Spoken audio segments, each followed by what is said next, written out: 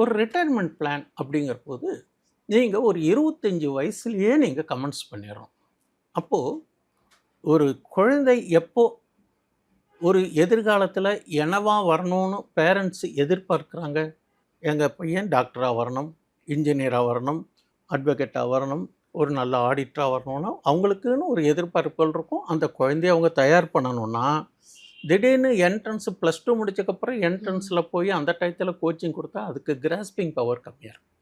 Well பிளான்டாக 6th ஸ்டாண்டர்ட்லேருந்தே அதை அவங்க focus பண்ணி கொண்டுட்டு வந்தால் தான் அப்போ அந்த ஸ்கூல் ஃபைனலில் நல்லா ஸ்கோர் பண்ணி அவங்க செலக்டிவ் பண்ணுற யூஜி போக முடியும்.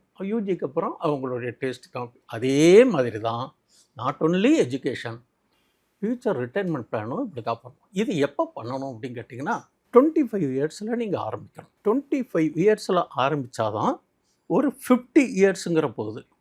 இப்போல்லாம் எங்கள் காலத்துலலாம் 58 வயசு 60 வருஷம் இருந்தது.